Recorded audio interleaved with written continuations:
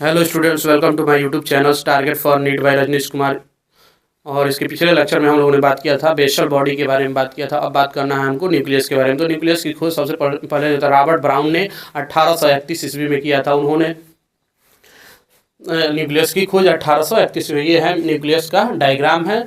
हम बात करते हैं ये जो होता है न्यूक्लियस का जो होता है मेम्ब्रेन होता है। न्यूक्लियस का मेम्ब्रेन होता है वो जो होता है एक आउटर मेम्ब्रेन होता है, एक इनर मेम्ब्रेन होता है, और बीच में जो होता है खाली स्पेसेस पाए जाते हैं जिसको पेरी न्यूक्लियर स्पेसेस कहते हैं। ये है आउटर न्यूक्लियर मेम्ब्रेन और ये है इनर न्यूक्लियर मेम्ब्रेन। बीच में एक खाली स्पेसेस हैं जिसको हम पेरी न्यूक्लियर स्पेस कहते हैं। इसका जो होता है पेरी न्यूक्लियर स्पेस जो होता है 10 से 50 नैनोमीटर होता है।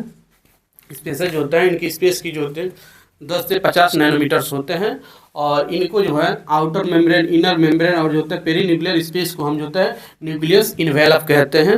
आउटर मेम्ब्रेन और इनर मेम्ब्रेन और पेरी न्यूक्लियर स्पेस को मिलाकर हम न्यूक्लियर इन्वेलप कहते हैं। और जो होता है ये जो होता है बैरियर फॉर जो होता है साइटोप्लाज्म एंड न्यूक्लियोप्लाज्म के लिए जो होता है ये बैरियर का काम करता है। न्यूक्लियर मेम्ब्रेन जो होता है ये बैरियर फॉर जो होता है साइटोप्लाज्म एंड जो होता है न्यूक्लियोप्लाज्म के लिए ये बैरियर का कार्य करता है।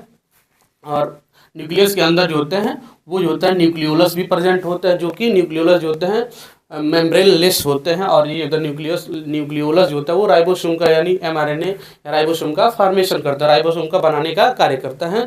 और इसमें जो होते हैं जेनेटिक मटेरियल पाए जाते हैं एज ए DNA होता है। और RNA भी हो सकता है, छोटे ऑर्गेनिज्म में, लोअर ऑर्गेनिज्म में जेनेटिक मटेरियल RNA भी हो सकता है। लेकिन वैसे मोस्टली जो होते हैं हायर ऑर्गेनिज्म में या लोअर ऑर्गेनिज्म में मोस्टली जो होता है DNA ही पाया जाता है एज ए जेनेटिक मटेरियल। और ये जो होता है ये जो होता है जेनेटिक मटेरियल जो होता है ये क्रोमोसोम होते हैं। क्रोमोसोम के अंदर जो होता है DNA पाया जाता है। और ये जो होता है क्रोमोसोम जो होता है कहीं कहीं जो होता है डेंसली जो होता है पैक्ड है और कहीं कहीं लूजली पैक्ड है। तो डेंसली पैक्ड होता है उसको हम हेट्रोक्रोमैटिन्स कहते हैं, और जो लूजली पैक्ड है उसको हम यूक्रोमैटिन कहते हैं।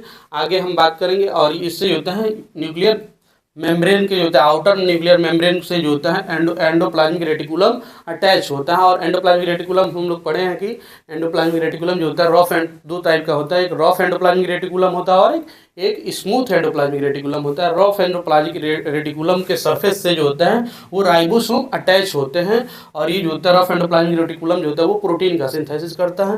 जबकि होता है स्मूथ एंडोप्लाज्मिक रेटिकुलम जो होता है जिसपे जो होता है उसके सरफेस पे जो होता है राइबोसोम अटैच नहीं होता है, इसलिए उसको स्मूथ एंडोप्लाज्मिक रेटिकुलम कहते हैं। और ये जो होता है लिपिड का फॉर्मेशन करता है और स्टेरॉइडल हार्मोन्स का भी ये फॉर्मेशन करता है।